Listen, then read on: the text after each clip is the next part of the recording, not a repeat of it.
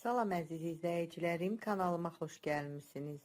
Bugünkü videomda çay süfrəsinə yaraşan çox dadlı şirniyyat reseptini sizinlə paylaşıram. Qat-qat xəmirli, üstü xırçıltılı, içi yumşaq, çox dadlı, qozlu bükmələrdir. İndi keçək şirniyyatın hazırlanma qaydasına. Bunun üçün ərzaq qabına 200 ml stəkanla ilıqdan biraz isti süt əlavə edirəm.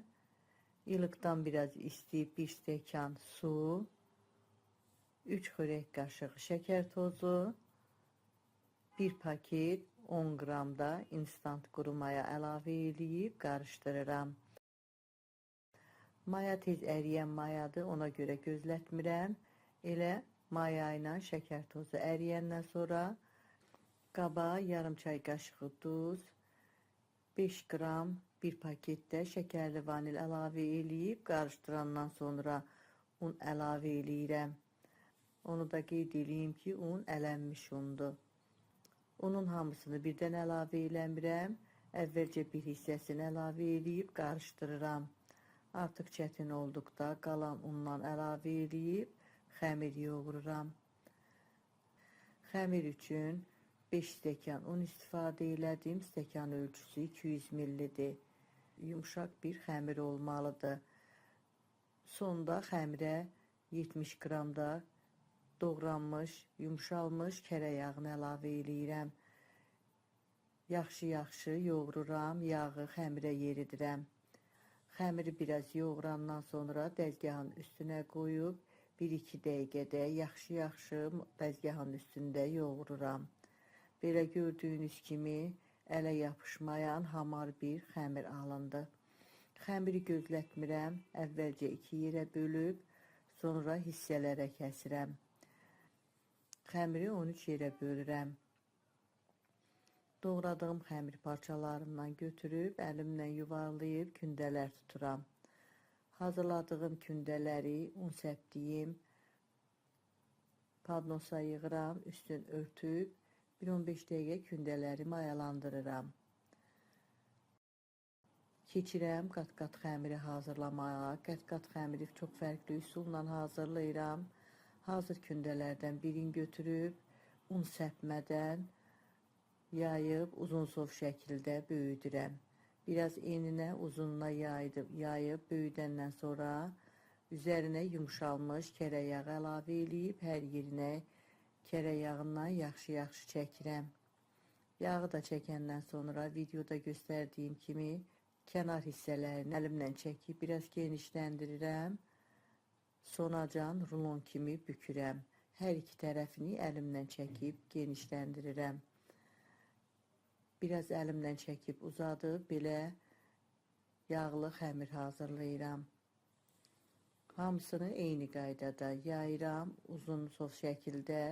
Biraz eninə uzununa böyüdəndən sonra üstünə yağ çəkirəm.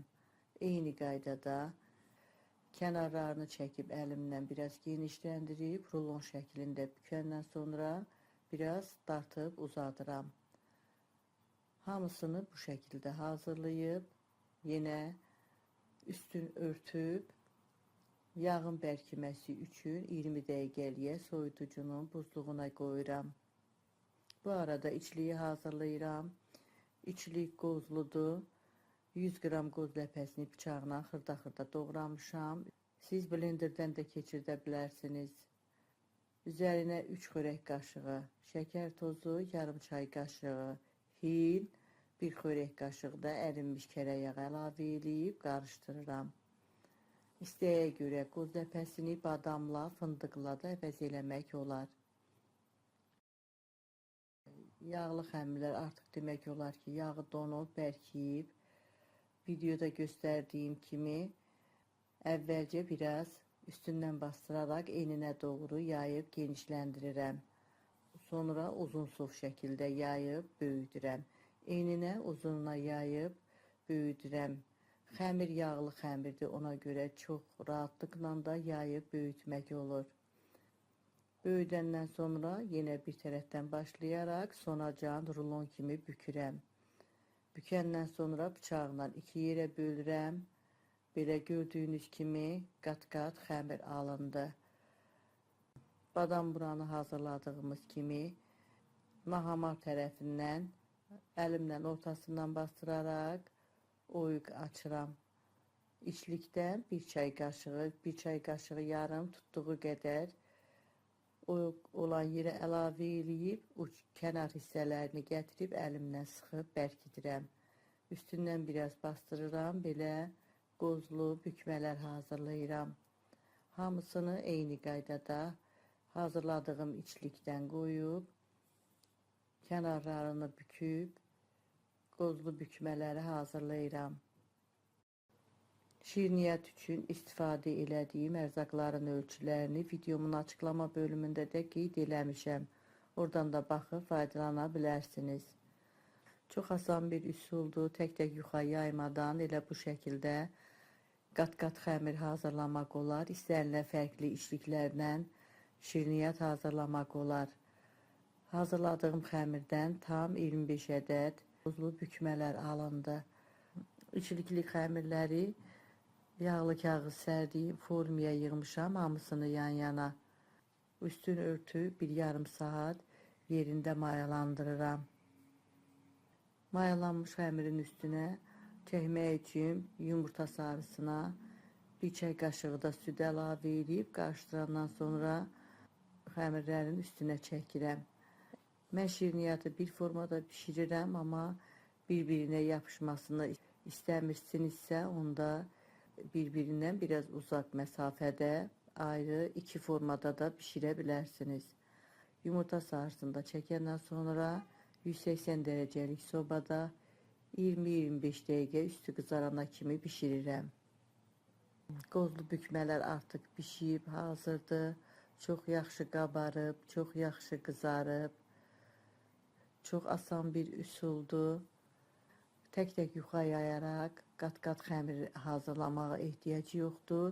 Elə bu üsulla çox rahatlıqla badam burada adında bükmələr hazırlaya bilərsiniz. Üstü xırçıltılı, içi yumuşaq, qat-qat çox dadlı bir şirniyyat alınır. Hazırlayacaq olan hər kəsə öncədən nuş olsun deyirəm. Videomu sona qədər izlədiyiniz üçün sizə öz təşəkkürümü bildirirəm.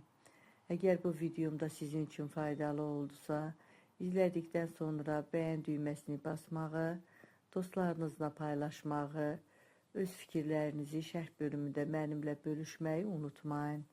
Sağ olun, yeni videolarda görüşənədək.